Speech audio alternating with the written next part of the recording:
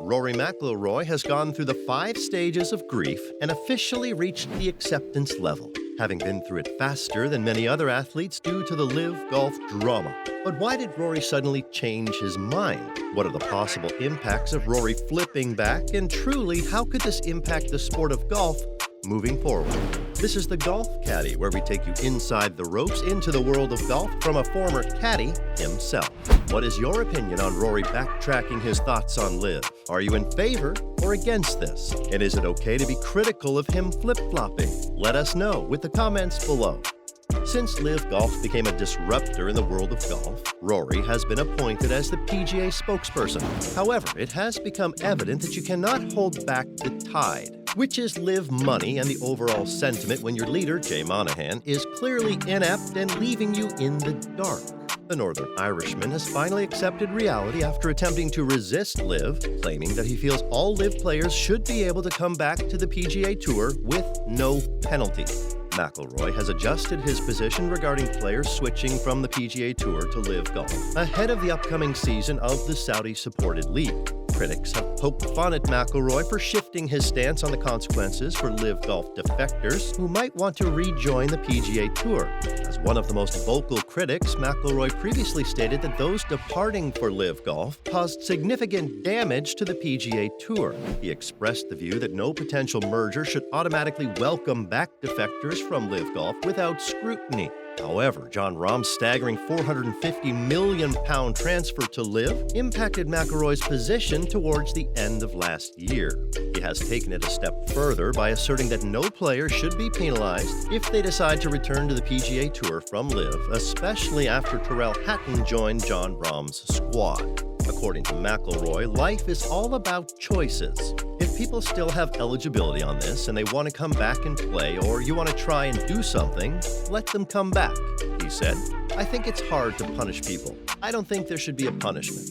Although McIlroy has changed his tune, he still maintains his desire to resolve golf's divisive conflict, envisioning a scenario where the top players compete against each other more frequently. His comments have sparked debate on social media, with some of LIV's devoted followers questioning whether the 4-time major champion deserves praise or further criticism for being more receptive to the LIV Golf series.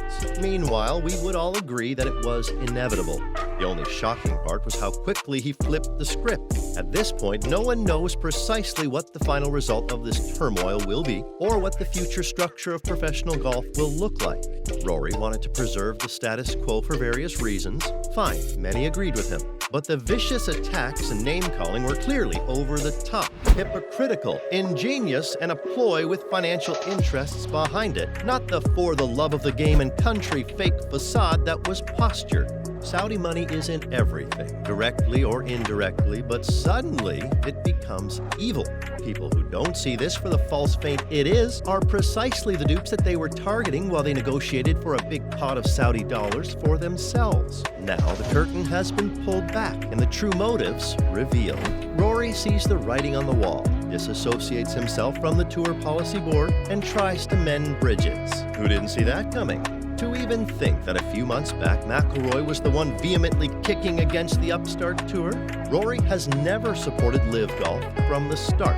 When questioned after the Genesis Scottish Open opening round about the outcome of the Senate hearing in Washington, D.C., McIlroy initially covered his eyes with his hands. If LIV Golf was the last place to play golf on earth, I would retire, McIlroy said. That's how I feel about it. Since the framework agreement between the PGA Tour, DP World Tour, and PIF was revealed on June 6, McIlroy has become tired of discussing it. While referring to the Senate subcommittee hearing, McIlroy said he is content as long as he can keep playing golf. Most of the information wasn't new to him because he had been pretty involved for the past year.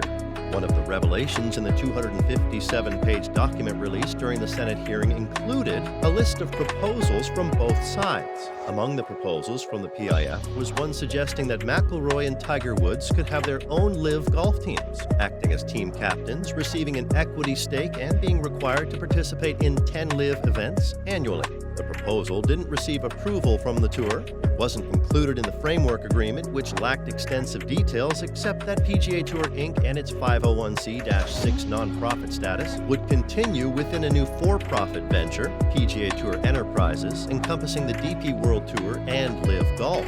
hearing didn't offer much insight into how the agreement might function. Nonetheless, it appears that the two sides hold differing views on LIV Golf's potential future structure. At the same time, McIlroy has recently confessed that he was overly critical of the initial golfers who departed the PGA Tour to join LIV Golf.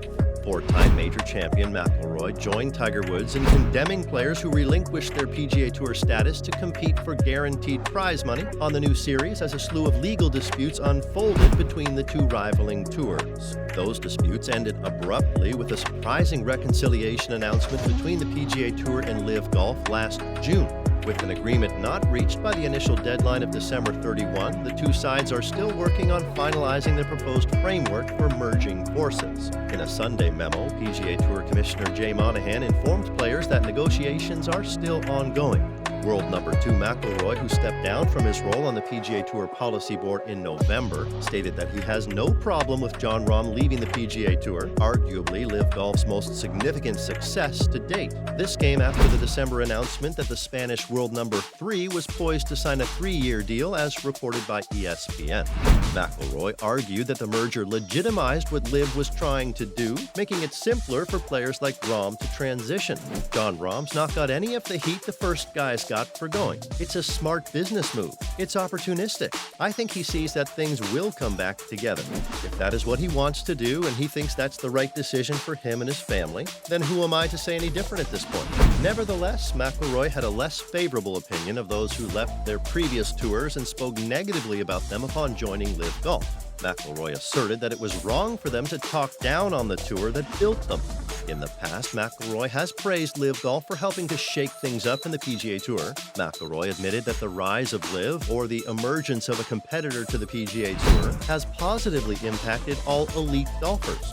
LIV Golf, headed by Greg Norman and boasting a 48-player roster, launched its competitive circuit in 2022. Their events, consisting of 54 holes and no cuts, offer impressive $25 million purses, with $5 million dedicated to a team component. With lucrative contracts and a less demanding schedule compared to the PGA Tour, LIV Golf has attracted several stars from the PGA and DP World Tour.